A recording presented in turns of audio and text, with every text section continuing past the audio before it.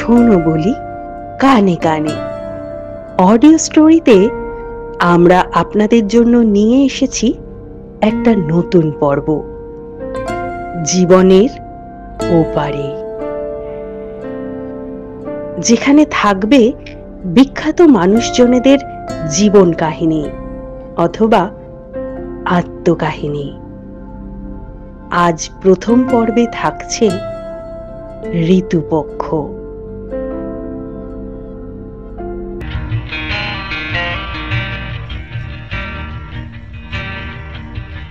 আমরা স্মরণ করছি বাংলা তথা ভারতের এক মহীরুহ ব্যক্তিত্বকে, চলচ্চিত্র নির্মাতা, লেখক, গীতিকার, চিত্রনাট্যকার ঋতুপর্ণ ঘোষ। 1963 সালের 31শে অগস্ট জন্ম, আর 2013 সালের 30শে মে মাত্র 49 বছর বয়সে পৃথিবীকে বিদায়। কিন্তু তার কাজ আজও ধ্রুবতারার মতো আলোকিত করছে বিনোদনের আকাশ। ঋতুপর্ণ শুধু পর্দার পেছনের জাদুকর ছিলেন না, তিনি ছিলেন সমাজের চোখে আঙুল দেওয়া এক সাহসী শিল্পী। নিজের সমকামী পরিচয় প্রকাশ্যে মেনে নিয়ে তিনি ভেঙেছিলেন সমাজের অগণিত বাঁধা ধরা রীতিনীতি। যেখানে মানুষ মুখ লুকিয়েছে, সেখানে তিনি ক্যামেরার সামনে দাঁড়িয়ে নিজের পরিচয়কে করেছেন শিল্পের অঙ্গ। তার চলচ্চিত্রে বারবার উঠে এসেছে প্রেম, একাকিত্ব, নারীর আবেগ আর প্রান্তিকতার কণ্ঠস্বর। 19শে এপ্রিল, চোখের বালি, দোসর, চিত্রাঙ্গদা, প্রতিটি কাজই যেন সময়কে ছাপিয়ে যাওয়া এক একটি দলিল। তার পরিচালনা যেমন মন ছুঁয়েছে দর্শকদের, তেমনি প্রেরণা জুগিয়েছে অসংখ্য চলচ্চিত্র নির্মাতাকে। বন্ধুরা, আপনাদের কাছে একটাই প্রশ্ন, ঋতুপর্ণ ঘোষের কোন কাজটি আপনাদের হৃদয় ছুঁয়েছে সবচেয়ে বেশি? কমেন্টে অবশ্যই জানাবেন কিন্তু। তাহলে চলুন শুরু করা যাক আজকের আমাদের বিশেষ নিবেদন, ঋতুপক্ষ। চলচ্চিত্র নির্মাতা ঋতুপর্ণ ঘোষকে আমরা একেবারে অন্যভাবে পাই ফার্স্ট পার্সনে। তার লেখা বই ফার্স্ট পার্সনে তার জীবন, তার ভাবনা, তার দর্শন এক অন্যভাবে প্রকাশিত হয়। আজ আমরা এই ফার্স্ট পার্সনের দ্বিতীয় খণ্ডে প্রকাশিত পথিকের কিছু অংশ তুলে ধরলাম আপনাদের জন্য।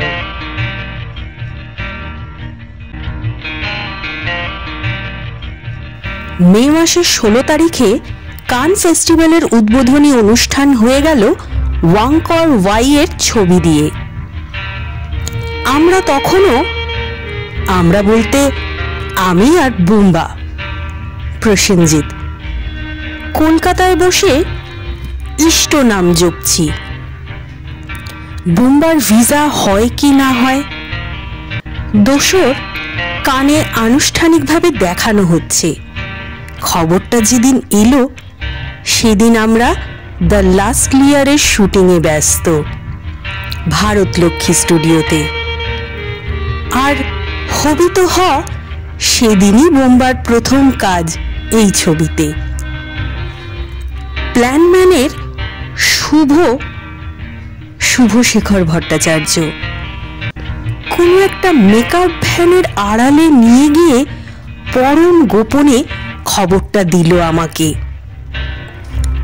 সবে নাকি অত্যন্ত গোপন সূত্রে খবরটা এসেছে, এখনো কাউকে বলা যাবে না। এপ্রিল মাসে অফিসিয়ালি খবরটা বেরোলে তখন প্রেসের সঙ্গে কথা বলাটাই সমীচীন। কিন্তু ছবিটা যখন কানে আছে, আমি এবং বোম্বাজি যাব সে কথাটা তখনই হয়ে রইল, প্রায় শুভর আবদারেই। খবরটা পেয়ে প্রথমেই যেটা মনে হলো যে হয়তো আমার যাওয়া হবে না, কারণ আমার মায়ের বাৎসরিক কাজটা হয়তো ওই সময়টাতেই পড়তে পারে। মা মারা গেছেন গত বছরের 18ই মে। আমার মনে আছে, খবর পেয়ে ঐশ্বর্য ফোন করেছিল কান থেকে।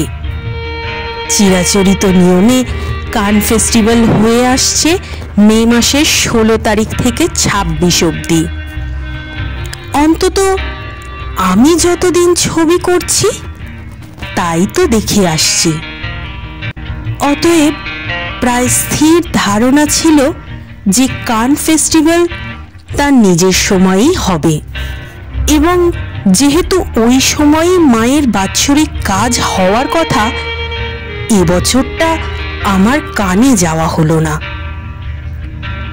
খোঁজ নিয়ে অবশ্য দেখা গেল যে তিথি অনুযায়ী কাজের দিনটা আগে, মে মাসের 8 তারিখ। অতএব সেভাবে দেখতে গেলে ফেস্টিভ্যালে যাওয়ার সময়টায় কোনো বাধা নেই।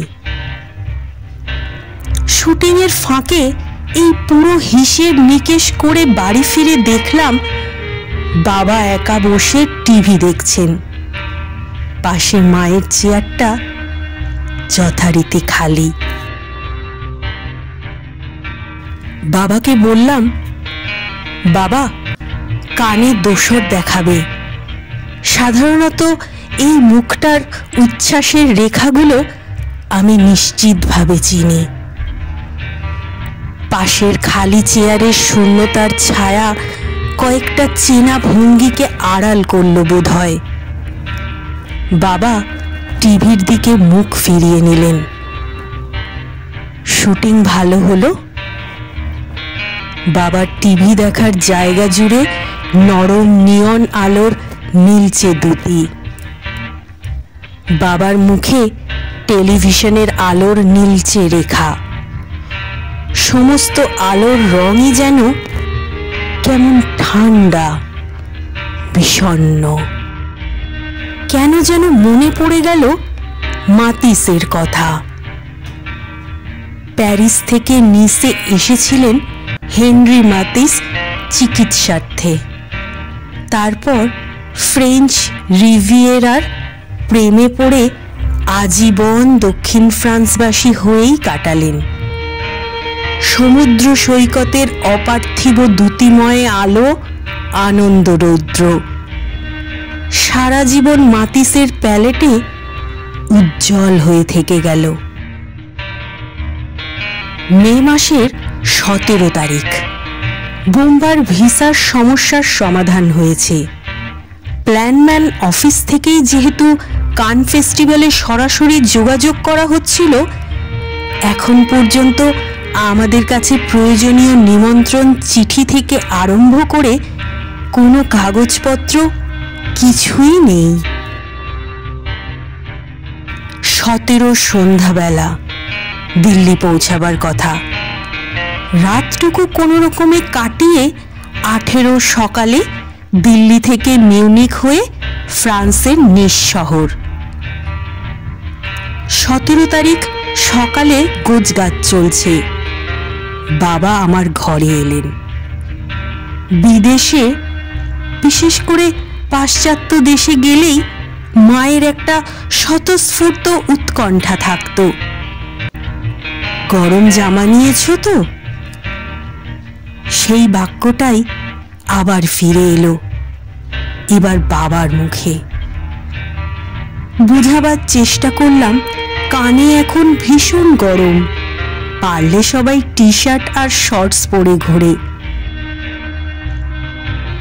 বাৎসরিকের কাজটা যেহেতু হয়ে গেছে, মার মৃত্যু স্মরণিকা আর কতটা অবশিষ্ট হয়ে পড়ে আছে বাবার মনে জানি না। কিন্তু এ কথা তো জানি আগামীকাল সেই 18ই মে আমি পাশে থাকব না। ফলে বাবার যদি হঠাৎ মনে পড়ে তখন সে বড় করুণ অবস্থা হবে। তার থেকে আমার বোধহয় আগে থেকে জানিয়ে যাওয়া ভালো। অন্তত বাবার একটা মানসিক প্রস্তুতি থেকেই যাবে। কিন্তু বলি বলি করেও কথাটা বলা হলো না। রাত্রে স্বপ্ন দেখলাম সমুদ্রের ধার দিয়ে একটা লম্বা ফাঁকা রাস্তা, সামনে বাঁদিকে একটা বাঁক। আমার চটির ভেতর বালি ঢুকে গেছে, আমি চটি ঝাড়ছি, আর মা একটু এগিয়ে গেছে আমায় ছেড়ে। মাকে তাই খুঁজে পাচ্ছি না। আর কোথা থেকে যেন একটা গান ভেসে আসছে। মনে পড়ে কত না দিন রাতি আমি ছিলাম তোমার খেলার সাথী। ঘুম যখন ভাঙল, দু গাল ভিজে জলের ধারা। এয়ারপোর্ট পৌঁছানোর তাড়ায় শুষ্ক অশ্রু বাষ্প হতে সময় লাগলো না। লুফথানসায় ইকোনমি ক্লাসে আমাদের দুজনের টিকিট হয়েছে। কান ফেস্টিভ্যালের সেদিকে ভীষণ কড়াকড়ি। তারা মিনিমাম টুকুই দেবেন। নিমন্ত্রিতরা বিজনেস ক্লাস ট্রাভেল করলো কিনা তাতে সত্যি তাদের কিছু এসে যায় না। দিল্লি থেকে মিউনিখ ঘন্টা 8 ফ্লাইট, সেখানে 1 ঘন্টার মতো বিশ্রাম, তারপর ফ্লাইট বদলে নিস। 8 ঘন্টার জন্য ইকোনমি ক্লাসে ট্রাভেল করলে কোনো মহাভারত অশুদ্ধ হয় না। সমস্যা হয় কিছুটা কেবল মালপত্রর বেলায়। জন পিছু 20 কেজির বেশি মাল সঙ্গে নেওয়ার নিয়ম নেই। শুনে মনে হচ্ছে তো 20 কেজি আবার এমন কমটা কি হলো। এদিকে শুভ একটা লম্বা ফিরিস্তি পাঠিয়েছে। ঋতুদা, গিয়ে ইন্ডিয়ান ডেলিগেটদের একটা বিশেষ ডিনার আছে। তারপর দিন মাইকেল মুরের নতুন ছবির রেড কার্পেট আছে, তোমায় যেতে হবে। তারপর দোসরের স্ক্রিনিং এবং ভারতীয় পরিচালকদের একটা আলাদা সেমিনার। ফেস্টিভ্যাল আয়োজিত 4টে আলাদা অনুষ্ঠান। আমি বললাম, তাছাড়া আমাদের দিন 7 মতো থাকা, 4টে আলাদা অনুষ্ঠানের 4টে পোশাক, আমার 20 কেজিতে হবে না। শুভ ফোনে হাসল।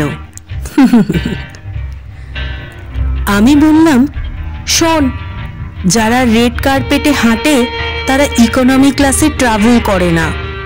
অরিন্দমকে বল আমাদের বিজনেস ক্লাসে আপগ্রেড করাতে। শুভ ফোনে হাসল।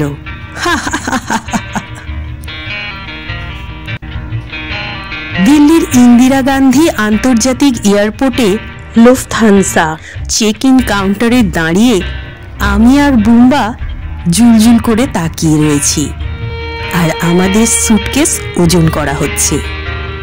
চেক ইন দাঁড়ালো ব্যাগেজ 52 কেজি, মানে 12 কেজি বাড়তি ওজন, যার জন্য পয়সা দিতে হবে। লুফথানসা কর্মী বললেন, বেশ, আমরা 6 কেজি মতো ছাড় দিচ্ছি, আপনারা 6 কেজির বাড়তি ভাড়াটা দিন। বীর বিক্রমে জিজ্ঞেস করলাম, হ্যাঁ কত বলুন? হিসেব করে জানা গেল কিলো পিছু 30 ইউরো করে পড়বে, মানে কুললে 180 ইউরো। শুনতে কত কম, ভারতীয় হিসাবে দাঁড়ালো 10,000 টাকার একটু বেশি। দুজনেরই মুখ কাচুমাচু হলো। আসলে দেখুন, আমরা না কান ফেস্টিভ্যালে যাচ্ছি ছবি নিয়ে, ছবি সংক্রান্ত অনেক কাগজপত্র, পোস্টার, লিফলেট সঙ্গে আছে তো। চিরকাল আন্তর্জাতিক ফিল্ম ফেস্টিভ্যালে যাওয়ার সময় বা ফেরার পথের চালু অজুহাত। আমার পাসপোর্টটা একটু খুঁটিয়ে দেখলেন লুফথানসা কর্মী। তারপর মুখটা অল্প প্রসন্ন হলো। বললেন, হ্যাঁ বুঝতে পেরেছি, আপনিই ঋতুপর্ণ ঘোষ, আপনার নাম শুনেছি। মনে মনে ভাবলাম, ভাগ্যিস একটা হিন্দি ছবি করেছিলাম। 180 ইউরো থুরি, 10,000 টাকা মুকুব হয়ে গেল। দুজনে মিলে বিগলিত হেসে অনেক ধন্যবাদ দিতে দিতে ইমিগ্রেশনের দিকে পা বাড়ালাম।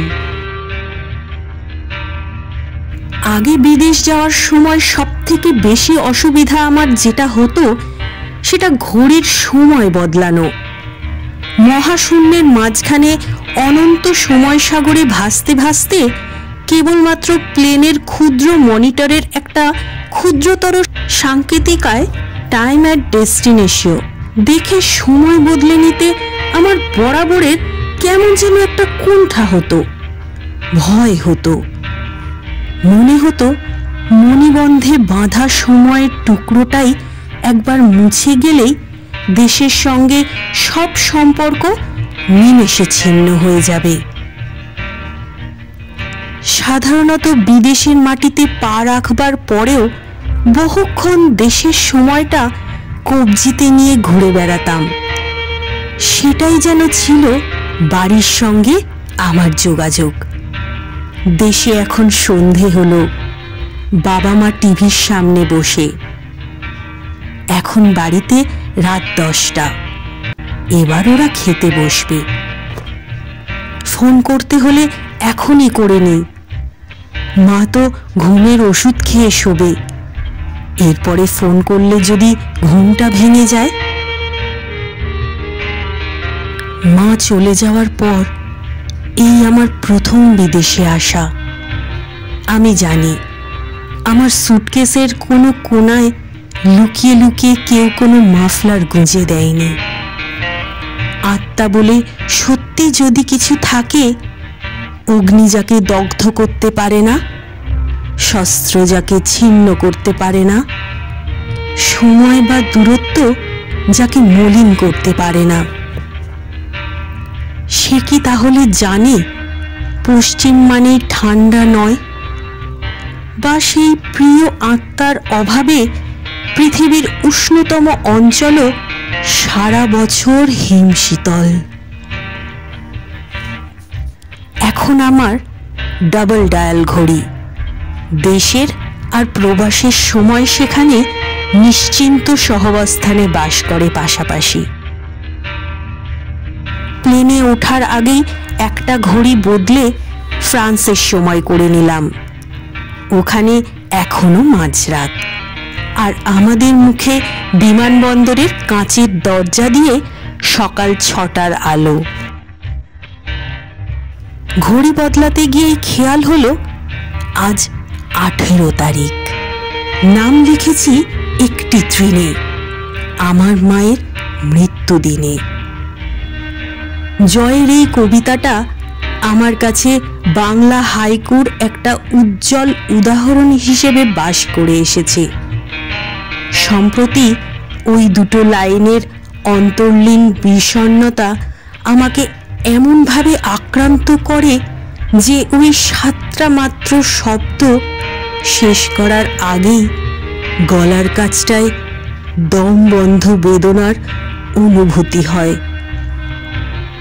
আমি জানি গত 8ই মে মায়ের বাৎসরিক কাজটার সঙ্গেই মনে মনে মৃত্যুর বর্ষ উদযাপন পারিবারিকভাবে পালিত হয়ে যায়। তবু আবার করে মনে হলো আমি বাড়িতে নেই, বাবা একা। যদিও আজকাল সাংসারিকভাবে সময়, তারিখ, বার এগুলো সচেতনভাবে বাবার মনে রাখার প্রয়োজন হয় না, তবু ভয় হলো যদি হঠাৎ কোনো কারণে মনে পড়ে যায় যে আজ সেই নিঃসঙ্গতার জন্মদিন, এবং সেই জন্মদিনে যদি আমন্ত্রিত বা রবাহূত হয়েই আসে আরো অনেক নিঃসঙ্গতা এবং বিষাদরা, তখন বাবাকে কে দেখবে? তার থেকে বোধহয় আগে থেকে প্রস্তুত করে দেওয়া ভালো। বাবা, আমি দিল্লিতে। ও, কখন ফ্লাইট তোমার? এই তো ইমিগ্রেশন হয়ে গেছে, আর মিনিট 20 মধ্যেই বোর্ডিং। সাবধানে যেও, পৌঁছে একটা ফোন করো। বাবা, আজ 18 তারিখ। হ্যাঁ জানি তো, তোমার তো আজই রওনা দেওয়ার কথা। না, আজ 18ই মে। হ্যাঁ তো কি? বুঝলাম বাবার মনে নেই, বা অভিমানী স্মৃতি এই তারিখটাকে অস্বীকার করে না। আজ 1 বছর হলো বাবা। মা। ওপারে একটা নীরবতা। একটু থেমে বললাম, ভেবেছিলাম মনে করাবো না তোমায়, তারপর ভাবলাম আমিও থাকবো না, হঠাৎ যদি তোমার মনে পড়ে। না, আমার মনে ছিল না। 23 তারিখ তোমার মায়ের জন্মদিন, সেটা আমার মনে আছে। আমি তো তখনও ফিরবো না বাবা, তুমি মন খারাপ করো না। একা একা বাড়িতে ভালো না লাগে, গাড়ি নিয়ে কোথাও একটা ঘুরে এসো। না, মন খারাপ আর কি, এ তো চলবেই। তুমি সাবধানে যেও। সকালবেলার আলোয় ভেসে যাচ্ছে বিমানবন্দরের টারম্যাক। বোর্ডিং ঘোষণার প্রায় যান্ত্রিকভাবে এগিয়ে যেতে যেতে স্বপ্নে দেখা গানটা আবার ফিরে এলো। মনে পড়ে কত না দিন রাতি আমি ছিলেন তোমার খেলার সাথী। বিশাল ঝকঝকে একটা প্লেন দাঁড়িয়ে রয়েছে সামনে, আর আমরা বাপ আর ছেলে একজন চিরন্তন খেলার সাথীর স্মৃতির দুটো কোণ দুজনে আঁকড়ে ধরে সাগর পাড়ে বসে থাকবো একটা অদৃশ্য সুতোয় আটকে। দিল্লির আন্তর্জাতিক বিমানবন্দর সকালবেলায় যেন প্লেনের ট্যাক্সি স্ট্যান্ড।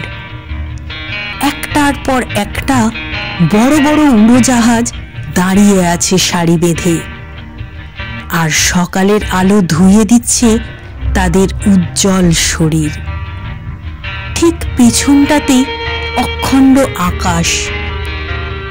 সকালের সোনা কেটে নীল হতে শুরু করেছে। দেশের মাটি থেকে নিরলম্ব মহাশূন্যের বাহনে পা দিতে দিতে পূব আকাশের দিকে তাকাতেই আমার গলার কাছটা টিপে ধরলেন রবীন্দ্রনাথ ঠাকুর। জানলা দিয়ে তাকাই দূরে নীল আকাশের দিকে। মনে হয় মা আমার পানে চাইছে অনিমেষে। রওনা দেওয়ার আগে রোববার অফিস থেকে অর্পিতা আর বর্ণিনী আমাকে কান, নিস, ফ্রেঞ্চ রিভিয়েরা ইত্যাদি নিশ্চিত গন্তব্যগুলো সম্পর্কে যাবতীয় সহজলভ্য তথ্য নেট থেকে ডাউনলোড করে দিয়েছিল। তাছাড়া লোনলি প্ল্যানেটের বইগুলো সাধারণত নতুন জায়গায় যাওয়ার সময় সঙ্গে রাখি।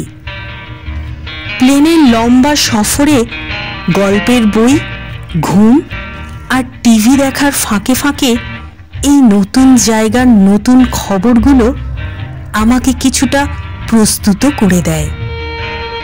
আবার অনেক নতুন অপ্রত্যাশিতের সামনে দাঁড় করায় অত্যন্ত সহজে। অর্পিতা বেশ যত্ন করে প্রিন্ট আউট নিয়ে দুটো ব্রোশিয়ার তৈরি করে দিয়েছিল আমার আর বুম্বার জন্য। প্লেনে উঠেই বুম্বারটা বুম্বাকে ধরিয়ে দিলাম। আমাদের কেবিন ব্যাগেজও নেহাত ফেলনা নয়।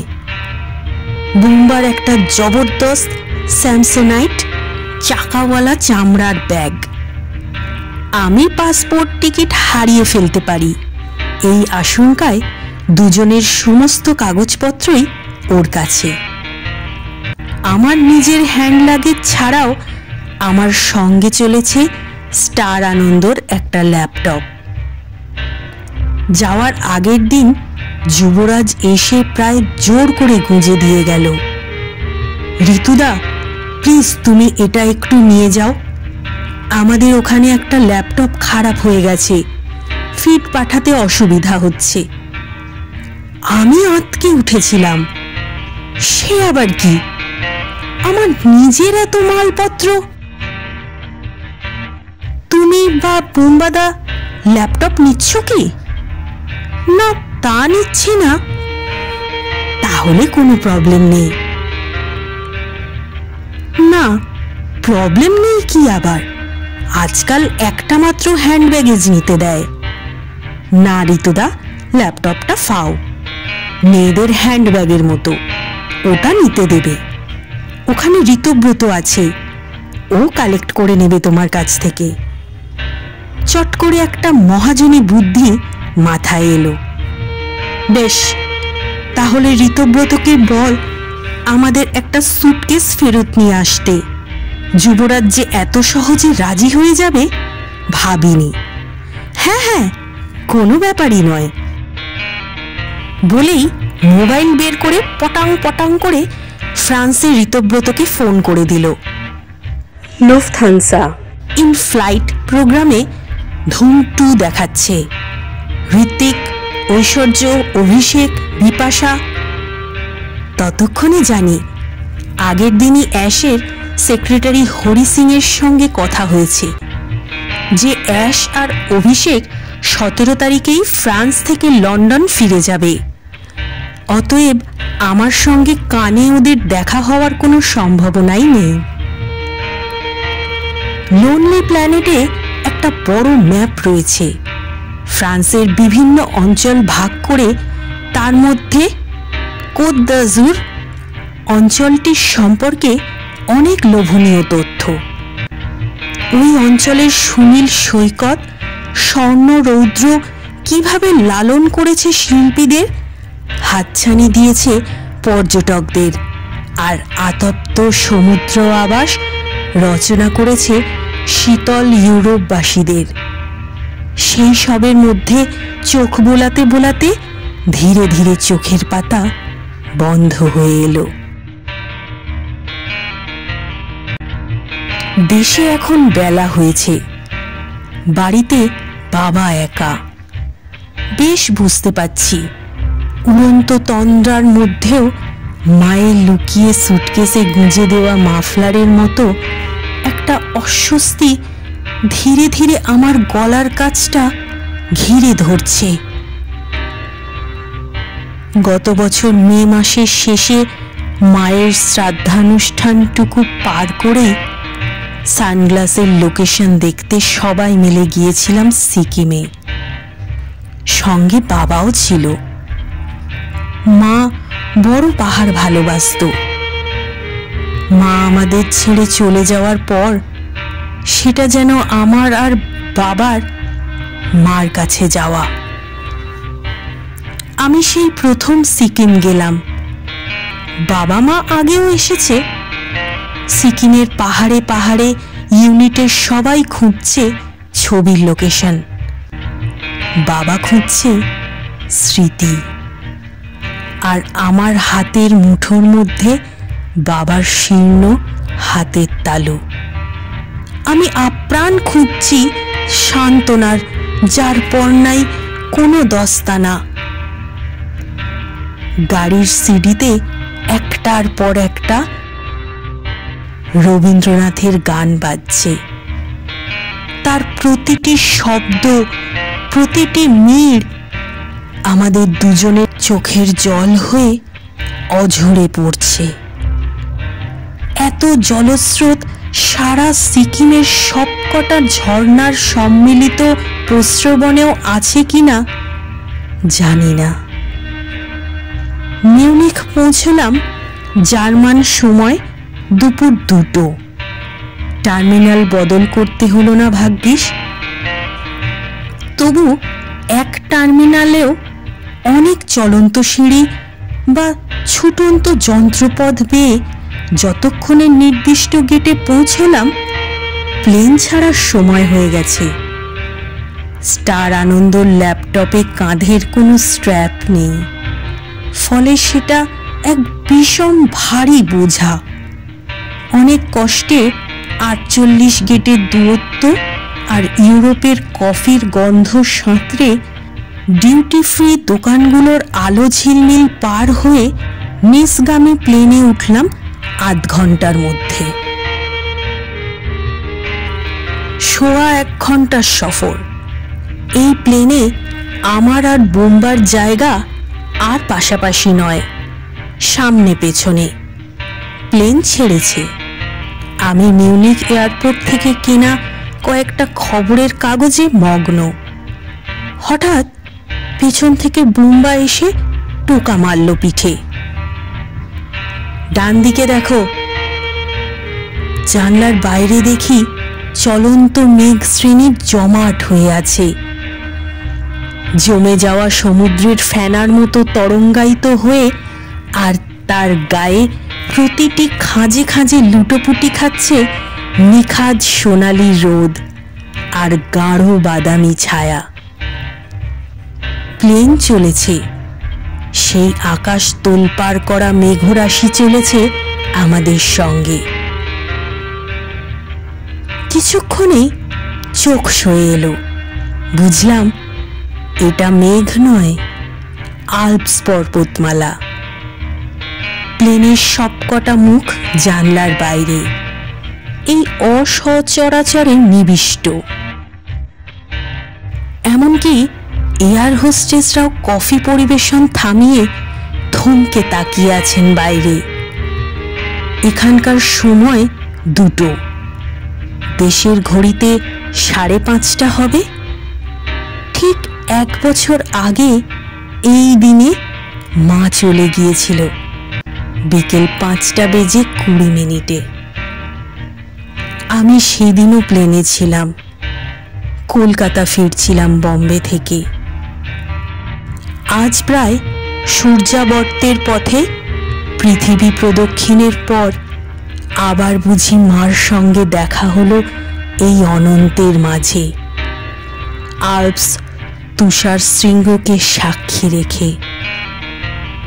অসুস্থ হওয়ার পর থেকে মার যখন চলাফেরা করার ক্ষমতা কমে এলো, আমার নতুন কোনো জায়গায় যাওয়ার কথা হলে একটাই কথা বলতো মা। সেই তরঙ্গায়িত জলদ প্রতিম রৌদ্রালোকিত নিঃসীম পর্বতমালার দিকে তাকিয়ে মার গলার স্বরটা যেন স্পষ্ট শুনতে পেলাম। যা দেখতে পাবি 2 চোখ ভরে দেখে নিবি। একদম ভাববি না বোকা, মা বিছানায় পড়ে আছে।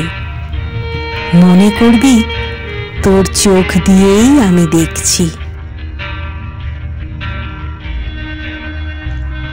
আপনারা এতক্ষণ শুনছিলেন ঋতুপর্ণ ঘোষের লেখা ফার্স্ট পার্সন বইয়ের 2য় খণ্ড থেকে পথিকের কিছু অংশ। কেমন লাগলো আমাদের আজকের এই বিশেষ নিবেদন? কমেন্ট করে অবশ্যই জানাবেন। আর এই রকম আরো অনেক জানা অজানা গল্প শুনতে চাইলে আমাদের শোনো বলি কানে কানে অডিও স্টোরি ইউটিউব চ্যানেলটি সাবস্ক্রাইব করে রাখুন, যাতে আমাদের পরবর্তী নিবেদন সবার প্রথমে আপনি শুনতে পান। আমাদের গল্পগুলো আপনাদের ভালো লাগলে, মন ছুঁয়ে গেলে একটা লাইক এবং শেয়ার করে পাশে থাকুন। কথা দিচ্ছি, নিরাশ হবেন না। তাহলে আজ আসি। ধন্যবাদ।